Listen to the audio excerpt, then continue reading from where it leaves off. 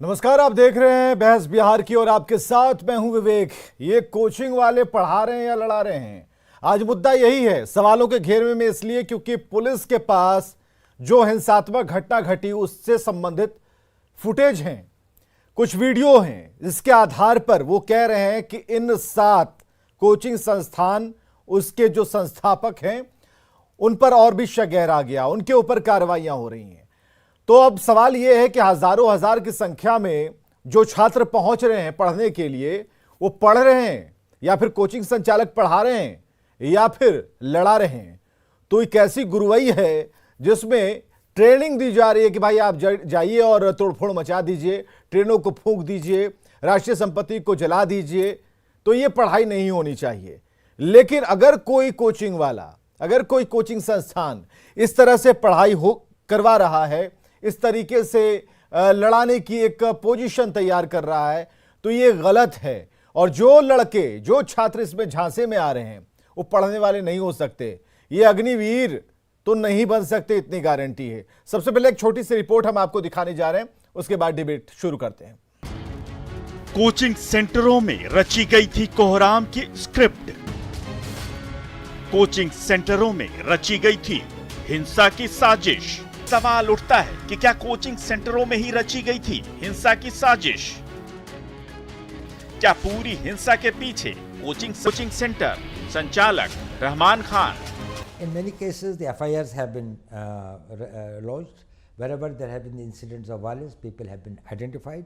There have been TV cameras and others. Probably it's only after the due investigation that we can say that which were the forces behind it and who did it and why did they do it.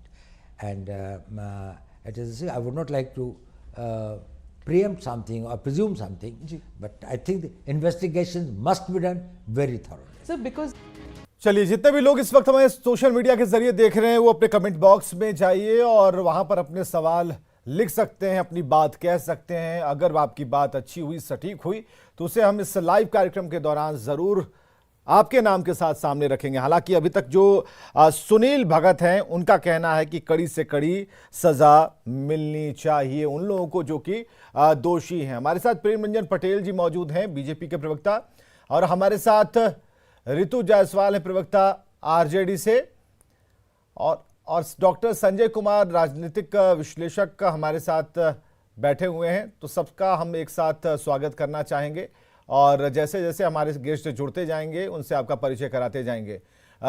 ऋतु जायसवाल से सबसे पहला सवाल हम करना चाहेंगे। ऋतु जायसवाल जी, बीच में विपक्ष का काफी नाम आया। हमारा आज का सवाल यह है कि कोचिंग पढ़ा रहे हैं या फिर लड़ा रहे हैं?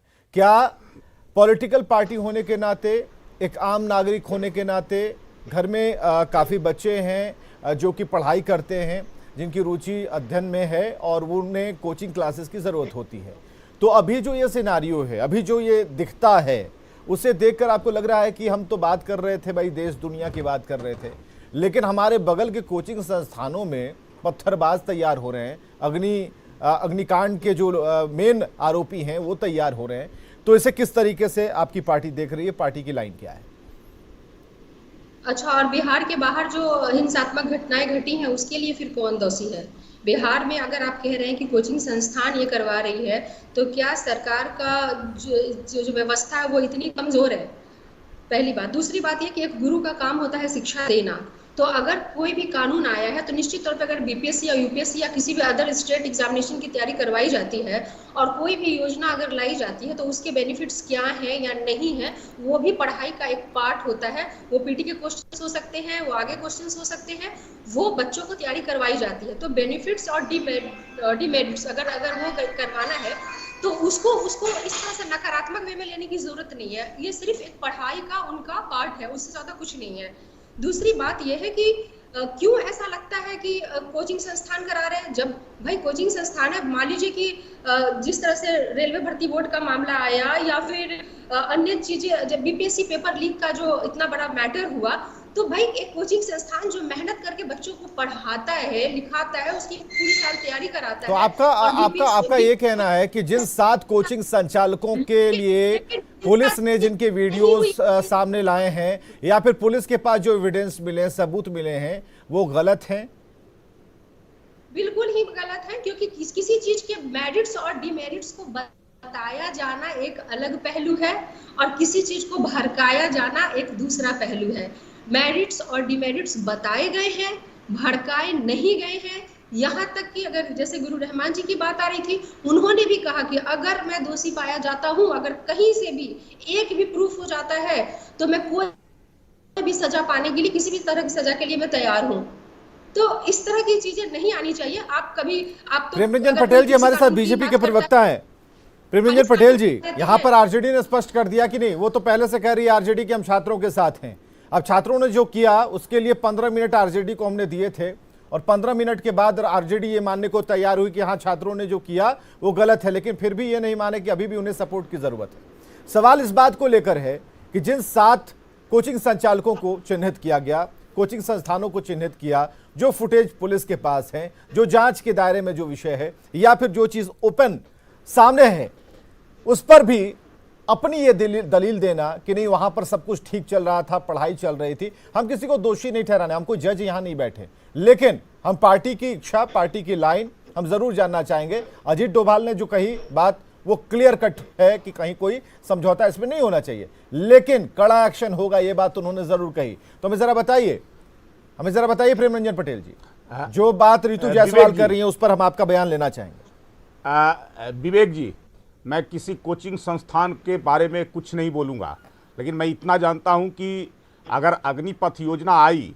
और अग्निपथ योजना के बाद जिस प्रकार से घटनाएं घटी वो कहीं ना कहीं दिग्भ्रमण के कारण हुआ है।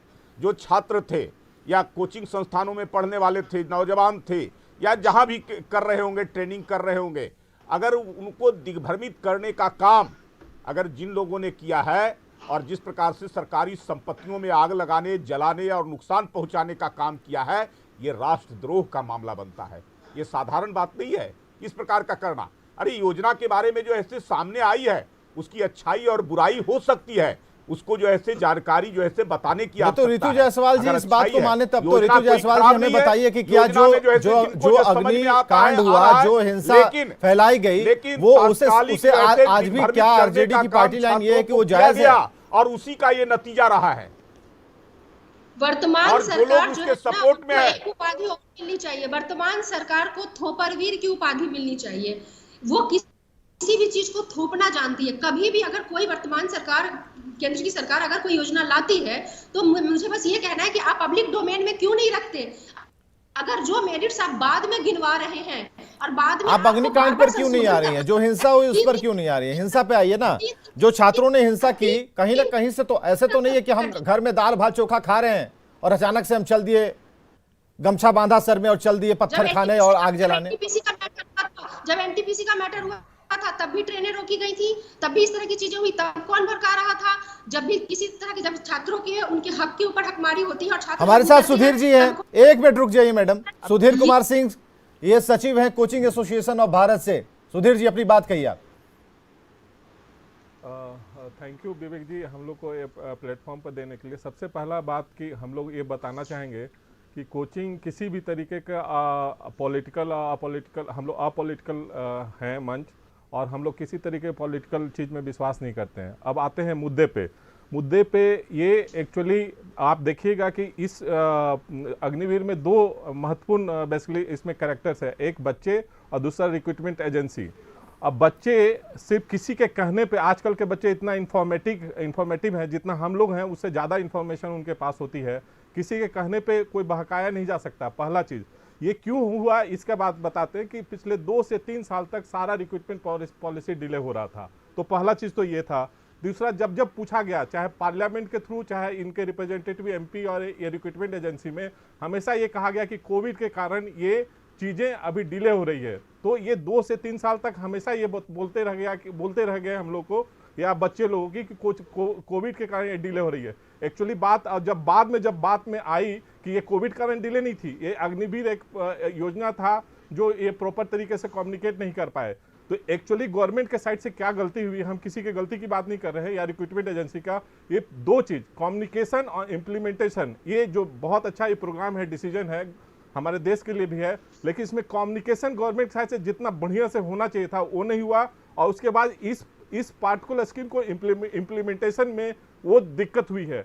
इसमें 2-3 चीज हम लोग बताएंगे। जैसे हम कहना चाहेंगे कि अगर जो चीज, जैसे आपको पता होगा विवेक जी कि इसमें 3 चरण में होता है। एक तो दौड़ होता है, उसके बाद रिटेन होती है, उसका हेल्थ चेकअप होता है, उसके बाद फिर आप, लेकिन ये तो सुधीर जी हम आपको यहाँ रोकना चाहेंगे। ये तो दौड़ लग रही थी स्टेशनों पर।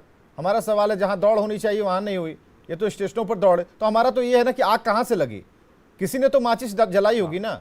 हाँ, हम तो वही पूछना चाह रहे हैं। अरे हमारे जमाने में 10 साल पर एक बार दरोगा की दौड़ होती थी। 10 साल में, 11 साल में, 12 साल में दरोगा की एक बार दौड़ होती थी और एएन कॉलेज भर जाता था, पटना यूनिवर्सिटी का ग्राउंड भर जाता था, गांधी मैदान भर जाता था। तब तो ऐसा नहीं लगता था, चलो भाई ठीक है जब निकलेगा तब ये करेंगे। आज इतने जागरूक हो गए कि सर में गमछा बांधकर आप निकल जाइएगा ट्रेन जलाने के लिए और ये ठीक लगेगा। सर तो कोच हम किसी एक कोचिंग को नहीं कह रहे हैं, लेकिन पुलिस जिस 7 कोचिंग की बात कर रही है, जिस 7 कोचिंग में जहां से बात शुरू हुई और जहां से सफाई पेश की जा रही है, तो फिर सामने आइए ना जवाब देने के लिए।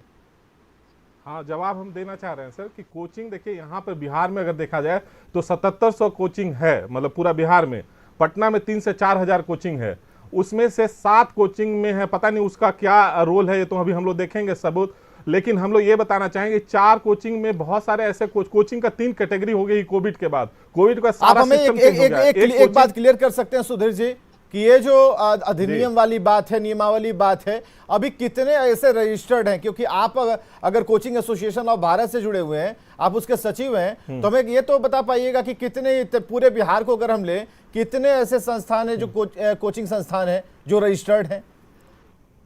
ये सर अभी 400 के आसपास में रजिस्टर्ड कोचिंग जो डीएम ऑफिस से पटना में है वो हमारे पास आया है। लेकिन अगर आप देखिएगा तो बिहार कोचिंग एक्ट जो बना था उसमें 10 साल में आप देखिएगा ऐसा बहुत सारे हम लोग का एप्लीकेशन दिया हुआ है जो अभी तक वेरिफिकेशन नहीं हुआ, जिसका रजिस्ट्रेशन नंबर नहीं हुआ 10 सालों में। ये डीएम ये एडमिनिस्ट्रेशन से पूछने की जरूरत है क्यों नहीं हुआ। और उसकी नियमावली आप देखिएगा उसमें अभी चेंज हो रही है 2022, मतलब बिहार कोचिंग एक्ट 2022 लेके आया गया है जो प्रैक्टिकल है, पहले इम्प्रैक्टिकल था, अभी लेके आ गया। उनको भी एक पब्लिक डोमेन में रखा गया था कि और कोचिंग वालों से नहीं, अभी ऋतु जी जो चर्चा कर रही थी कि आरआरबी के समय भी ऐसा ही हुआ, उस समय भी छात्र जो हैं वो सड़कों पर थे, उस समय भी उन्होंने ट्रेन को जलाने की कोशिश की, इस बार तो धमाका ही उन्होंने कर दिया। तो ये जो एक नई पौध तैयार हो रही है, इस पौध के बारे में क्या कहेंगे आप? ये कैसी कोचिंग, कैसी क्लासेस, कैसी पढ़ाई, कैसी शिक्षा? मैं यही कहना चाहता हूं कि सर कोचिंग अगर सरकार और कोई भी किसी भी इतने बड़े यूथ फोर्स को अगर हम लोग किसी को मोटिवेट कर सकते हैं तब तो हम लोग कभी भी चाहेंगे तो स्टेट गवर्नमेंट हम लोग चेंज कर सकते हैं। ऐसा नहीं है, ऐसा बिल्कुल नहीं है। आजकल के यूथ जो है पूरा प्रॉपरली इन्फॉर्म्ड है। हाँ, यहाँ पर कम्युनिकेशन जिस तरीके से गवर्नमेंट का होना चाहिए था स्कीम को लेकर के और इम्प्लीमेंटेशन जिस तरीके से होना चाहिए, वहां पर कुछ ना कुछ चीजें हैं जो हमको, आई एम श्योर कि आज बैठक हुई थी तीनों चीफ। अरविंद निशा जी फोन पर है क्या? आई एम श्योर इसको कुछ लेके आएंगे। अरविंद निशा जी प्रवक्ता जेडीयू से है। अरविंद जी सुन पा रहे हैं? हाँ सुन पा रहे हैं। हाँ, तो अरविंद जी जरा बताइए कि ये नियम कानून तो अभी ताक पर रखे हुए हैं, हमें जरा ये बताइए कि ये जो कोचिंग वाले हैं उन पर आप शिकंजा कस नहीं पाए। 12 साल का अभी तक हवाला सुधीर जी दे रहे थे, 12 साल में कितने रजिस्टर्ड हैं ये आप नहीं कर पाए। डीएम के हाथ में था जिलेवार तरीके से, वो नहीं हो पाया। हमें जरा ये बताइए हो क्या रहा है? ना आप लोग निबंधन करवा पा रहे हैं, अच्छा रजिस्ट्रेशन नहीं हो पा रहा है, उसके बाद जो कोचिंग संचालक जो चिन्हित किए जा रहे हैं, क्या एक्शन मिला, क्या वीडियो मिला, क्या हो रहा है? और जो छात्र तैयार हो रहे हैं उसमें तो हम देख पा रहे थे जो आयु सीमा है उससे बड़े बड़े छात्र थे।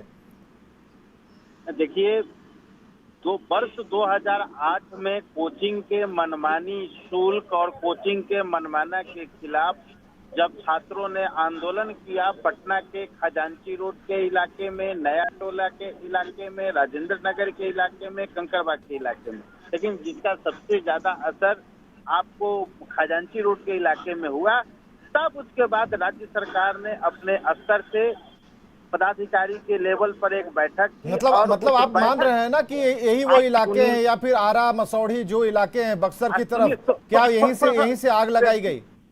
विवेक जी थोड़ा सा सुन लीजिए, कोचिंग एक्ट कैसे तैयार हुआ इसके बारे में। नहीं, एक्ट पर बहस ही नहीं है। हम तो उस निकम्मेपन की बात कर रहे हैं। क्यों नहीं हुआ, क्यों नहीं हो पाया? अब नहीं, विपक्ष नहीं, बोलेगा तो वो- आपको एकदम वो- हवा वो- लगेगी। अभी जो भी वर्तमान में नए कोचिंग संस्थान जो भी कोई खोलते हैं, सबसे पहले उनको बिहार सरकार में रजिस्ट्रेशन कराना पड़ता अरे है। नए जिला छोड़िए ना, प्रशासन पुराने का वाले का तो रजिस्ट्रेशन कराया नहीं कराना आपने। पड़ता है। नए होते हैं, नए खोलते हैं। पुराने वाले को भी गाइडलाइन है, जब तक उनका रजिस्ट्रेशन नहीं होगा। कहाँ हुआ तब है? तक वो सुधीर proper कुमार सिंह ढंग हमारे से साथ नहीं बैठे हैं, कर पा कितने रहे हैं। लोगों का किया आपने?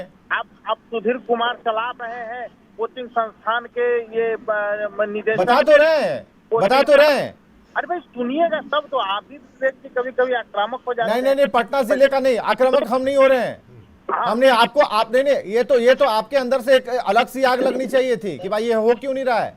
सरकार आपकी है, विधि व्यवस्था आपकी है। नहीं, एकदम विधि। और तब तो प्रशासन ने कुछ संस्थानों को चिन्हित किया है जहां से इस प्रकार की घटनाएं हुई है, और ऐसे लोगों पर शिकंजा कस रहा है प्रशासन। और आगे आने वाले दिनों में जब जांच का दायरा आगे बढ़ेगा, तो ऐसे मतलब कोचिंग बिहार की संस्थान को सरकार और जवाब जेडीयू देना पार्टी ये पड़ेगा। महसूस कर रही है ना कि कोचिंग में पढ़ाई के साथ लड़ाई का भी ज्ञान दिया जा रहा है। नहीं, जो भी हो, हम ये नहीं कहेंगे। ऐसे सभी कोचिंग संस्थानों का जो जांच के दायरे में इस तरह के मामले आए हैं, जिनका इस प्रदर्शन से कोई न कोई ताल्लुकात रहा हो, तार जुड़ा हो, कनेक्शन हो, ऐसे तमाम कोचिंग संस्थानों की जांच की जा रही है। और जांचोपरांत अगर सच हो, ज्ञान अगर प्रकाश उनका मालवीय हाथ- हैं, अगर उनका एक दर्शक हाथ है, वो पाया कहते हैं कि जाएगा गुरु तो रहमान कार्रवाई सर को होगी, जबरदस्ती नहीं पाया लपेटा जा जाएगा रहा तो कार्रवाई है। नहीं देखिए अब होगी। छात्र जो हैं वो रहमान खान जो सर हैं, उनके लिए बातें लिखना उन्होंने शुरू कर दिया है। उसके बाद महेंद्र सिंह लिखते हैं कि जब सरकारी विद्यालयों में पढ़ाई नहीं होगा, फिर प्राइवेट कोचिंग को भी आप लोग बंद करना चाहते हैं। तो अब देखिए बहुत सारी चीजें लिंक होंगी और सरकार को ही जवाब देना होगा। हमारे साथ डॉक्टर संजय कुमार बैठे हैं, उनसे एक बार हम कमेंट लेते हैं, उसके बाद आगे बढ़ते हैं। डॉक्टर संजय, किस तरीके से आप देख पा रहे हैं कि कोचिंग में कौन सी पौध पढ़ रही है, कौन लड़ाई की तैयारी कर रही है? क्या ये दोनों में एक डिफरेंस है, एक दूरी नजर आती है, या फिर दोनों छात्र एक ही हैं जो बदल जाते हैं, डबल कैरेक्टर में हैं? नहीं, पहली चीज़ तो कि बच्चों का जो धैर्य है, जो यहाँ की जो व्यवस्था है, खास करके एम्प्लॉयमेंट का, तो जब सरकारी कोई वैकेंसी आती है तो बच्चे बड़ी उम्मीद से रहते हैं कि नहीं हमें कहीं ना कहीं नौकरी मिलेगी, और उस नौकरी की तैयारी के लिए वो किसी कोचिंग इंस्टीट्यूट का सहारा लेते हैं। और वो कोचिंग इंस्टीट्यूट में पढ़ाने वाले, चाहे वो शिक्षक हों, चाहे वो उस कोचिंग इंस्टीट्यूट के संचालक हों, क्या सरकार के पास उनका कोई लिस्ट है? वो कौन लोग हैं जो उस कोचिंग को चला रहे हैं? 2-4 रोल मॉडल होंगे, 2-4-10 आइडियल लोग होंगे, उनकी बात छोड़ दीजिए। लेकिन जितने तरह के संस्थान चलाने वाले लोग हैं, सरकार को तो एक उनका रखना चाहिए कि ये कौन लोग हैं। दूसरी चीज, ऐसा नहीं है कि अगर कोई इंटेलिजेंस इनपुट है और कहीं ना कहीं से ये जानकारी है लोगों को कि भाई ये जो बच्चे हैं, ये बच्चों को प्रोवोक करने में इनकी भूमिका रही थी।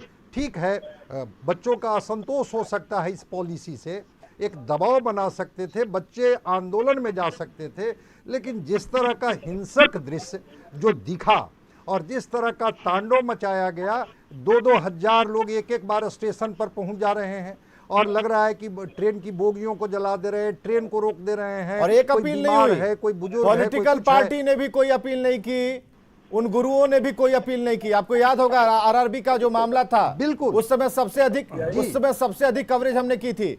हमने उन सभी गुरुओं को बिठाया था फेसबुक लाइव पर और यूट्यूब पर भी, और उनसे पूछा था, उस समय वो लोग अपील कर रहे थे। एक दिन पहले शाम को आकर अपील कर रहे थे कि उत्तर प्रदेश तक इसकी आंच न जाए। इस बार क्या हो गया? इस बार क्यों नहीं कोई पॉलिटिकल पार्टी आई? हम पक्ष और विपक्ष दोनों से सवाल कर रहे हैं। चलिए यहां पर एक छोटा सा ब्रेक के लिए रुकते हैं, हम तुरंत आते हैं। डॉक्टर संजय तुरंत आते हैं। आप देख रहे हैं बहस बिहार की, हमारे साथ ये पैनल लगातार जुड़ा हुआ है। कोचिंग पढ़ा रहे हैं या फिर लड़ा रहे हैं, ये विषय है, और इससे संबंधित जो भी चर्चाएं हो सकती हैं, क्योंकि जरूरी ये है कि उन 7 जिन्हें कहा जा रहा है कि इन 7 कोचिंग संस्थानों, उनके जो जिन्होंने बनाया है, जिन्होंने अब तक पढ़ाया है, उन पर अब जो शिकंजा है वो कसता जा रहा है। सवाल ये है कि कोचिंग संस्थानों में हो क्या रहा है? भीतर पढ़ाई हो रही है, और समय समय पर अगर सरकार अपनी नीतियों में कोई बदलाव लाती है तो क्या हर बार जो छात्र हैं वो हिंसक हो जाएंगे?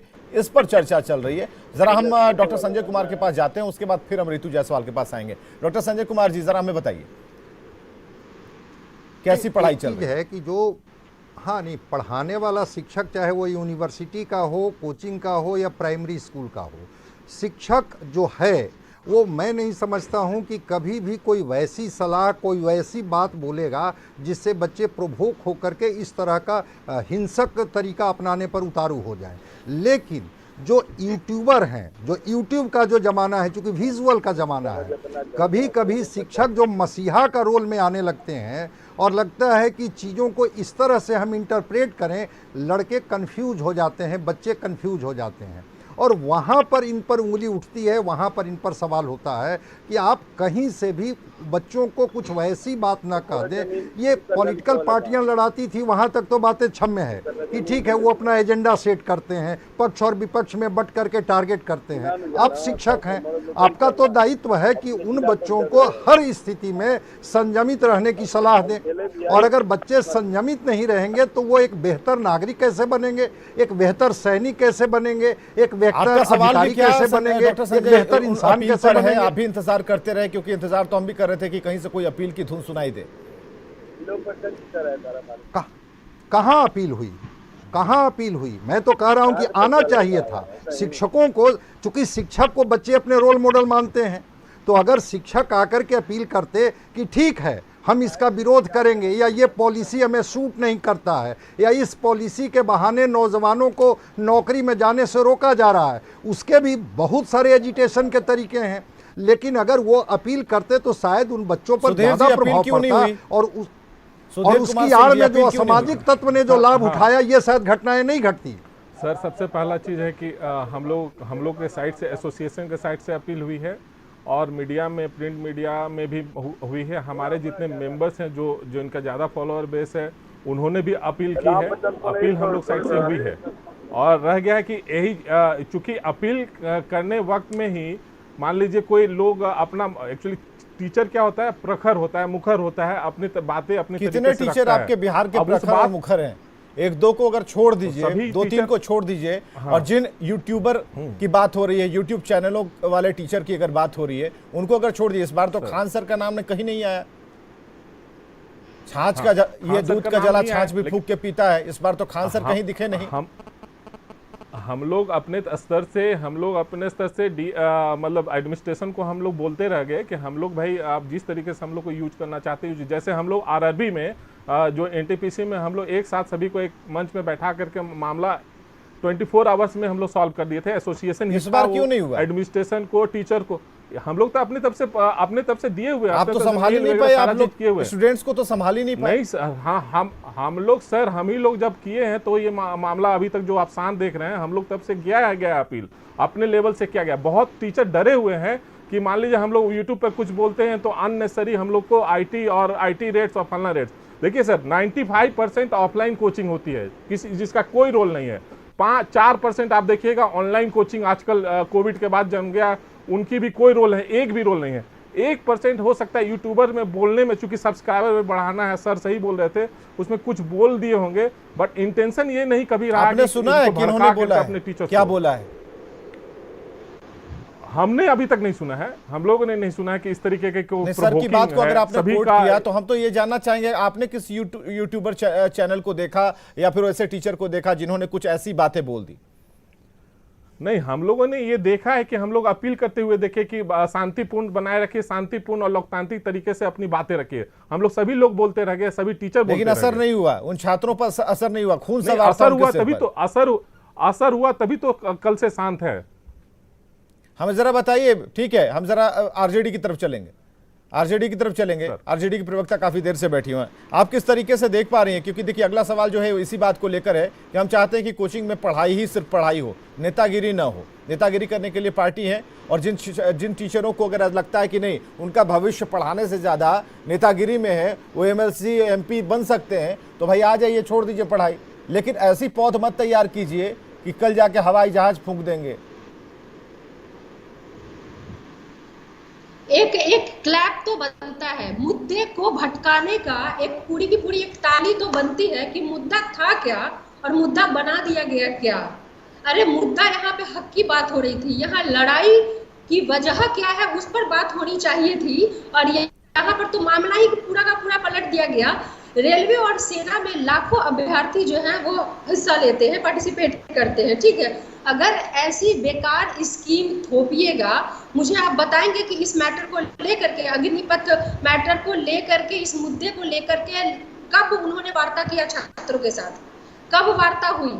और दूसरी बात, अगर पत्थर फेंकने की ट्रेनिंग अगर कोचिंग संस्थानों में दी जाती है तो इतने एक दिन में तो ट्रेंड नहीं हो गए होंगे पत्थर फेंकने में। अगर इतने दिनों से ट्रेनिंग दी जा रही थी तो आपका इंटेलिजेंस क्या कर रहा था? क्यों उनको खबर नहीं हुई कि कहीं पर कोचिंग संस्थान के आर में आर्म्स चलाने या पत्थर या ट्रेन फूकने की ट्रेनिंग दी जाती है? आपकी इंटेलिजेंस फेल्योर आप है, चीजों को थोपते आप है, नकारा आप सिद्ध होते हैं, और मुद्दे को बदलने का, डाइवर्ट करने का, एक किसी के ऊपर ऑफेंसिव और डिफेंसिव सुने होंगे ना कि अपने आप को आप उसके ऊपर इतना इल्जाम लगा दो कि मेन मुद्दा भूल करके वो अपने आप को डिफेंड करने लगे कि अरे नहीं, मेरा ये मकसद नहीं था, हमने कभी ये नहीं कहा।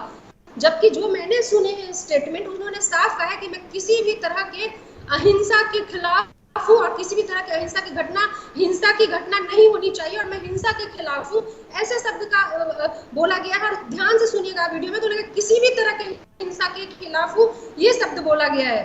तो किसी को सीधा है ना कि मुद्दा को भटकाने की राजनीति नहीं होनी चाहिए। ये पूरी की पूरी तरह से सरकार का फेल्योर है। अपने इंटेलिजेंस को चौकस रखें, इन सब बातों पे ध्यान देने की ज्यादा जरूरत है।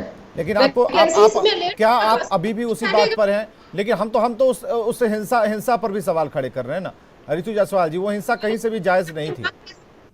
तो शांतिपूर्ण तरीके से किया गया कृषि कानून को जो नहीं, मांग तो अपनी जगह है ना, मांग अपनी जगह है, लेकिन हिंसा को कितनी जगह मिलनी चाहिए? जो कुछ भी हुआ वो अच्छा नहीं लगता ना। अब सोचिए कि नहीं, सुनिए ऋतु जी, हम बता रहे हैं पटना से ही ऋतु जी पटना से ही हमारे माता पिता आने वाले थे। ऋतु जी पटना से हमारे ही माता पिता आने वाले थे। मना कर दिया ना, हमने मना कर दिया कि मत आइएगा, मना कर दिया। बहुत चिंतित थे कि हो क्या रहा है। देखिए, राजनीति अपनी जगह है, लेकिन जो कुछ भी हुआ हिंसात्मक कदम तो नहीं उठाना चाहिए ना। तो भाई आप जाकर के, अगर किसी के, वो इसके पीछे कोई भी नहीं है, वो बच्चे जिनका करियर बर्बाद हुआ, जिनके साथ धोखाधड़ी हुई, रातों रात जिस एग्जाम में नोटिफिकेशन बदल दिए गए, नियम कानून बदल दिए गए, जो 4 साल से तैयारी कर रहे थे, जिनका एग्जाम क्रैक हो गया, उनकी बहाली होने वाली थी, जिन जो आज सुसाइड भी कर ली है। तो सरकार ने कह दिया ना, सरकार ने तो अब निश्चय कर दिया, अब तो कह दिया कि रोल बैक नहीं करेंगे। स्पष्ट चीजें हो गई ना, सरकार बैकफुट पर नहीं आएगी ना। अब बताइए, जितनी ट्रेन तो भाई बच्चों को कौन सिखा रहा है? अगर इतना ही पावर अगर कोचिंग संस्थान में होता तो रोज सरकार गिरती, रोज सरकार नहीं बनती और रोज सरकारें गिर जाती। अगर ये बात तो आंदोलन की है ना। पढ़े लिखे बच्चे को, उसको जिसके ऊपर जो है गाज गिरी है इतनी बड़ी, उसको कोई उकसा नहीं सकता है। उकसाने के लिए सरकार ही काफी है, जो इस तरह का बड़ा बदलाव लेकर के आई है, बिना संवाद किए हुए, बिना पब्लिक डोमेन में डाले हुए। तो आप लोगों का भी तो काम था कि अगर वो उग्र हो रहे थे, अगर कम उम्र में वो उग्र हो रहे थे, तो आप लोगों का ही तो काम था कि कम से कम शांत कराते। तो आप लोगों ने प्रयास क्यों नहीं? ठीक है, सरकार कुछ ऐसा लेकर आ गई कि छात्र भड़क गए, आपका रोल क्या था इसमें? हमने हमेशा से ही शांतिपूर्ण तरीके से जो भी प्रोटेस्ट करना है उसके लिए अपील किया। बताइए किस पार्टी ने, हम तो कहते हैं, हम तो आरजेडी की बात कर रहे हैं। हम तो तेजस्वी यादव की ट्वीट को देखते हैं। तेजस्वी यादव, लालू प्रसाद ने ट्वीट किया तो हम उसे मानक मानते हैं। बताइए कि कहाँ ट्वीट हुआ? और हम चाहते थे, क्योंकि किसी भी तरह के हिंसा के विरोध में है। उन्होंने कहा किसी भी तरह की हिंसा नहीं होनी चाहिए। उन्होंने बराबर अपील किया है कि शांतिपूर्ण प्रोटेस्ट आपका अधिकार है। तो आप कह रहे हैं कि शांतिपूर्ण अधिकार है, और उधर उस तरफ जो है बंद की बात की जा रही है कि बंद को हम नैतिक सपोर्ट करेंगे। इससे तो आप समझिए, दो तरह की बात तो आप ही लोग कर रहे थे। शांतिपूर्ण तरीके से कोई चल सकता है क्या? जो कृषि कानून का दोनों चित और पट दोनों आप लोग कैसे करेंगे? फिर किसी एक पक्ष में रहिए ना। करना क्या है? नैतिक समर्थन देना था बंद को, वो कर देते। छात्रों को भी लगता हम हैं भी और नहीं भी हैं। तो ये सरकार चुनाव को देख करके चलती है। चुनाव है तो वो परिणाम भी कर लेंगे और कानून, कृषि कानून की तरफ वापस भी ले लेंगे। तो ये वो प्रेमरंजन पटेल जी सवाल बार ऋतु जायसवाल आप ही से जानना चाह रही है, मेरी नहीं सुनना चाह रही है, आपसे पूछ रही है, आप ही बताइए। सबसे पहले तो विवेक जी, सबसे पहले तो जवाब दे दूं कि कोई भी कानून बनता है या कोई भी योजना बनती है तो सब लोगों से पूछ कर करके बात करके नहीं होती है। ये कोई नई योजना नहीं है। कई दशकों से इस पर विचार हो रहा था, इस पर सारे जो ऐसे मंथन चल रहे थे, सब काम हो रहे थे। ये किसी को बताने की आवश्यकता नहीं थी। ये रक्षा से जुड़ा हुआ मामला है, देश से जुड़ा हुआ मामला है, देश की सुरक्षा से जुड़ा हुआ मामला है। इसमें जो है किसी से पूछ करके, किसी से बात कर करके ये नहीं लागू किया जा सकता था, और इससे अच्छी योजना नहीं हो सकती है। कृषि कानून की बात करते हैं, कृषि कानून कोई खराब था क्या? छोटे से पार्ट में चंद मुट्ठी भर लोगों के आंदोलन के कारण इतना बढ़िया कानून, जिसका लाभ किसानों को, पूरे देश के किसानों को नहीं लेने दिया गया। उसी प्रकार से इसमें भी अग्निपथ योजना के भी माध्यम से अग्निवीरों के लिए जो योजना लाई गई है, युवाओं के लिए, जो 4 वर्षों के अंदर में उनको एक स्किल्ड करने की योजना है और राष्ट्र और समाज से जोड़ने की योजना है। आप ये जवाब ऋतु जायसवाल को दे रहे हैं, जोड़ने की योजना है। इसके खिलाफ भड़काने का काम कर रहे हैं। कोई बता दीजिए कि इनके समय में तो जब राजद की शासन थी बिहार में और उसमें हत्या होता था, अपहरण होता था, डकैती होता था, लूट की घटनाएं, तो ये पूछ करके करते थे, क्या करवाते थे? और उसके तार जो है मुख्यमंत्री निवास से जुड़े होते थे। ये पूछ कर करके करवाया जाता था क्या? किसी से बात कर करके कि हम हत्या करवाएंगे, हम अपहरण करवाएंगे, हम लूट करवाएंगे? बताइए आप लोग करें कि नहीं करें? अच्छा, एक बात बताइए, छोड़िए, समय काफी कम है। प्रेमरंजन पटेल जी, प्रेमरंजन पटेल जी, जेडीयू ने तो पहले ही कह दिया, नहीं प्रेमरंजन पटेल जी, जेडीयू ने तो पहले ही कह दिया कि पुनर्विचार किया जाए।